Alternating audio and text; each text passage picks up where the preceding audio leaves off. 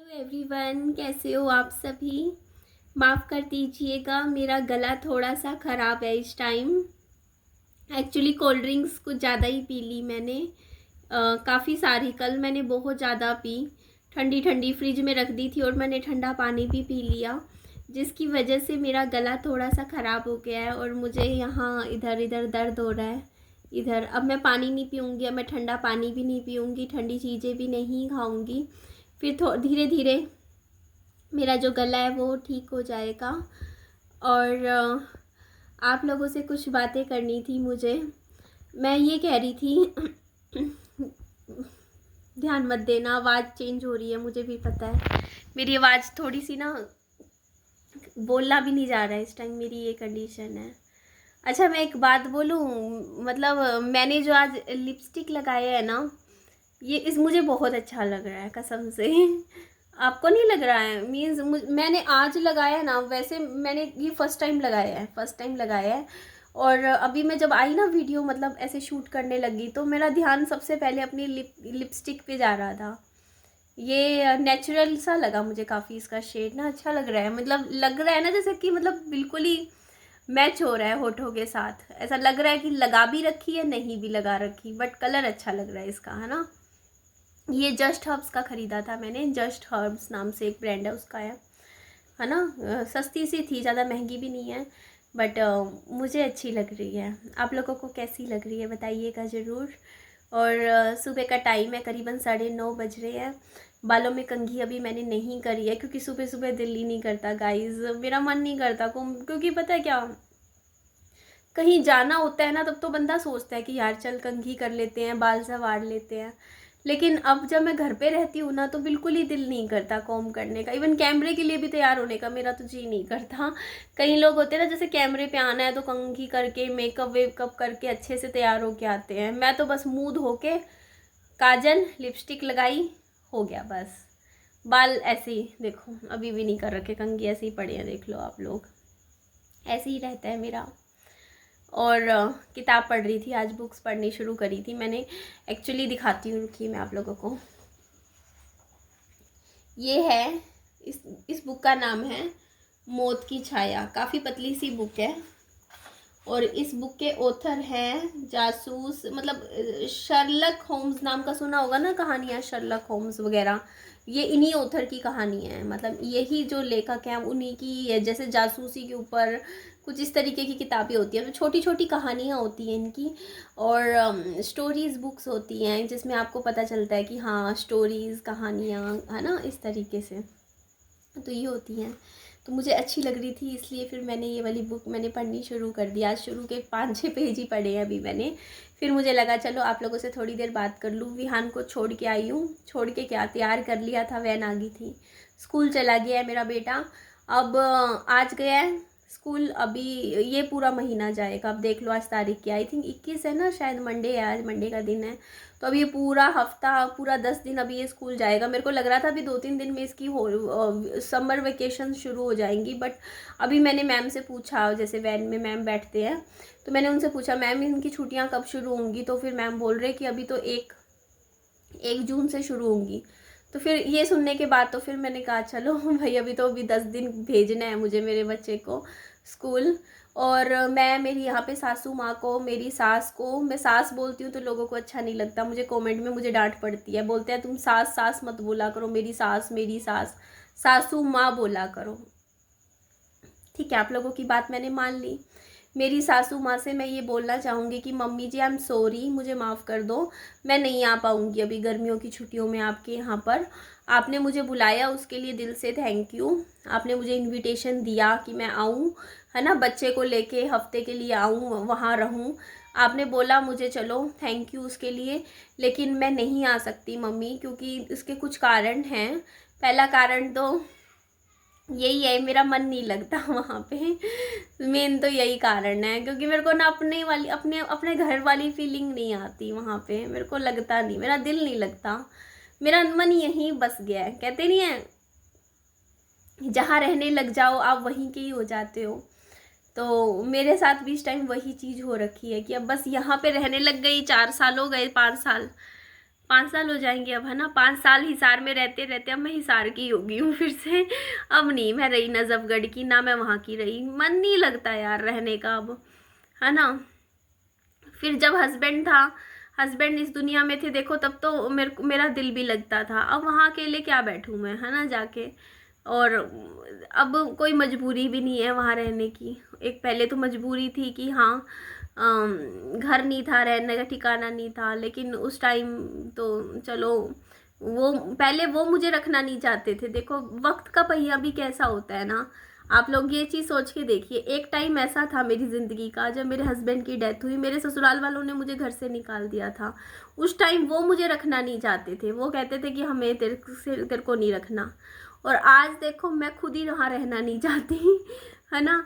तो समय ऐसे चेंज हो जाता है ना। उस टाइम मैं रहना चाहती थी बट वो मुझे नहीं रखना चाहते थे, आज वो मुझे बुलाते हैं तो मैं वहाँ जाना नहीं चाहती, क्योंकि अब मेरा मन यहाँ लग गया। अब जहाँ पे आप जैसे रहने लग जाते हो ना, आदत वहीं हो जाती है देखो रहने की। तो अब मेरा ये घर, मैंने 1 कमरे का देखो छोटा सा ही है अपना खरीदा है।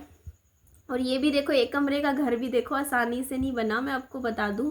कई लोग कहेंगे ना कि हाँ आसानी से बनाओ, 13,20,000 रुपये में मेरा ये 1 कमरे का घर है। 13,20,000 रुपये का, 12,20,000 का था, लेकिन 3 साल का टाइम दिया था सरकार ने मुझे पैसा देने के लिए, तो इसलिए 1 लाख फालतू लग गया। ब्याज लगता है देखो अगर आप किस्तों में पैसे देते हो। तो 13,20,000 रुपये का मुझे ये फ्लैट पड़ा, और उसमें मैंने कम से कम 2 लाख रुपये का खर्चा भी किया है, क्योंकि जब ये घर मिलते हैं एकदम खंडर जैसे होते हैं, मतलब ऐसे ही होते हैं ना, वो टूटे फूटे टाइप, तो इनके ऊपर बहुत पैसा लगता है इनको ठीक करवाने का। तो यहाँ देखोगे आप, देखो पूरे घर में ये टाइलें लगवाई, वॉलपेपर्स लगवाए, आगे बंदर जाल लगवाया, उससे भी आगे मैंने ग्रिल्स लगवाई, नीचे की टाइलें चेंज करी, फर्श की टाइलें इनकी थी वो पत्थर वाली टाइलें, वो मुझे पसंद नहीं आई, पीछे भी पत्थर वाली टाइलें थी। अब जो पत्थर वाली टाइलें होती है ना, खुरदरी सी होती हैं, उन पे क्या होता है ना, जैसे आप सफाई करते हो झाड़ू पोछा तो मुश्किल सी आती है, तो फिर मैंने वो चेंज करवाई। मैंने सारा फर्श तुड़वा के, जो महंगी वाली टाइलें आती है ना जो फर्श पे दूसरी मार्बल्स वाली, मैंने वो लगवाई। तो दिहाड़ी में भी पैसा बहुत गया, मिस्त्री लगे, मजदूर लगे, सारा काम करवाया, तो पैसा तो बहुत जाता है। अब रसोई थी, रसोई में स्लैब्स नहीं थी, मतलब पत्थर नहीं लग रहे थे, तो मैंने सारे रसोई में पत्थर लगवाए ताकि ऊपर अच्छे से सामान सेट हो जाए। सारा कुछ मैंने ज़ीरो से किया है गाइस। आप लोग चाहे मुझे कुछ भी बोलो, गाली दो या कुछ भी गलत गलत कमेंट करो, लेकिन सारा काम मैंने शुरू से करवाया। आगे दूसरी इंटरलॉक टाइल्स लगवाई, क्योंकि आगे जब मिट्टी मिट्टी थी, सारा मिट्टी ही थी आगे फ्रंट में, तो अंदर से बाहर से अंदर आते थे, सारी मिट्टी अंदर आ जाती थी घर में, क्योंकि मिट्टी बिल्कुल रेतीली मिट्टी थी। तो वहाँ मैंने वो इंटरलॉक्स लगवाए ताकि मिट्टी अंदर ना आए, तो बहुत काम करवाया। अब जैसे जैसे होता नहीं कि आपने काम करवाया, धीरे धीरे मेहनत करी कि नहीं यार काम करते हैं, घर को थोड़ा ठीक करते हैं, ऐसे वैसे, तो अब जो है ना, मुझे इस घर की आदत ऐसी लग गई कि अब कहीं और मन ही नहीं लगता मेरा, अब यहीं पे ही दिल लगता है। यहाँ मैं अपना बच्चे को संभाल लेती हूँ, अपना किताबें, ये देखा ना मैंने आपको दिखाया, ये बुक है, ये बुक पढ़ने लग रही हूँ इस टाइम। हाँ जी, शुरू करिए। मैंने कहा शर्लक हम रोज नाम से कोई किताबें नहीं है जो, मतलब वो भी नहीं ऑथर की है। तो देखो बुक्स पढ़ रही हूँ, हिंदी की है ये। मैं सच बता रही हूँ गाइज, मैं अपने फैमिली में बताऊँ, मैं अपने घर में, मैं मेरे माँ बाप से बहुत प्यार करती हूँ, बहुत ज़्यादा।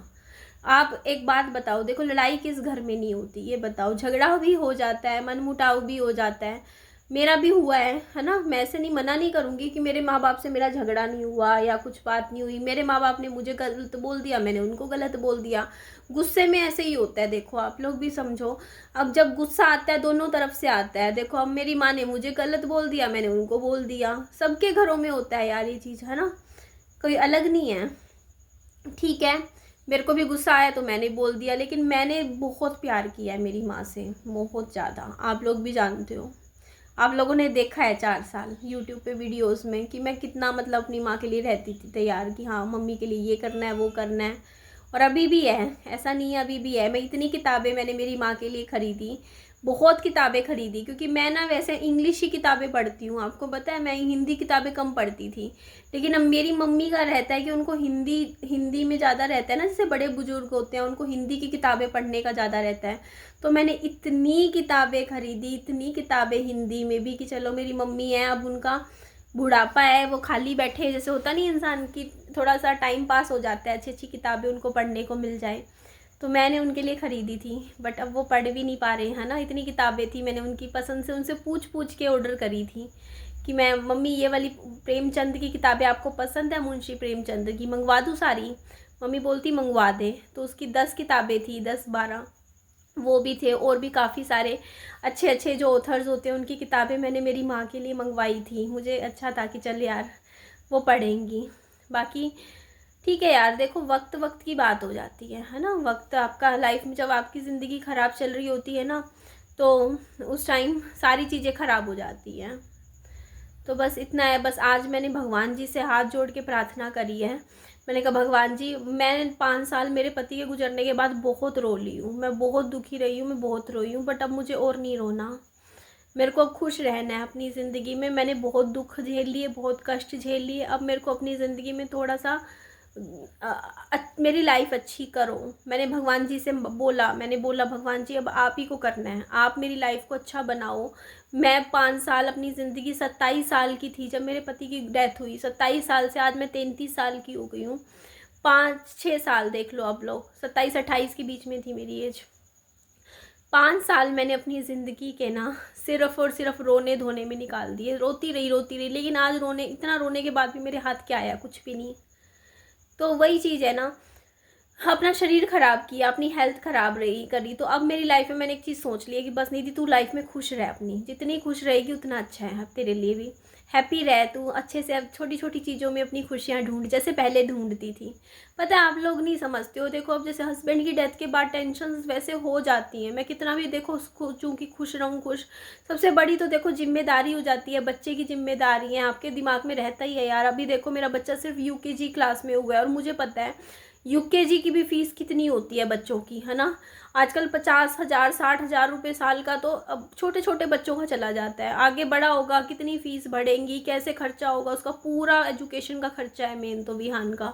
तो टेंशन तो रहती है ना, देखो कमाना है, लगाना है, पैसा करना है, तो पैसे की टेंशन तो देखो हस्बैंड की डेथ के बाद हो ही जाती है। सिंगल मदर्स को तो सबसे ज़्यादा होती है कि बच्चे को पालना है, कैसे पालेंगे, कैसे बड़ा करेंगे। मुझे भी बहुत रहती है, लेकिन मैंने अब सब कुछ अपने भगवान जी पे छोड़ दिया है। मैंने कहा भगवान जी मेरे को सहारा देंगे, भगवान जी ही सब कुछ अच्छा अच्छा करेंगे। ठीक है जी, एंड करती हूँ इस वीडियो का। नेक्स्ट वीडियो में आप लोगों से मिलती हूँ। Bye bye, take care.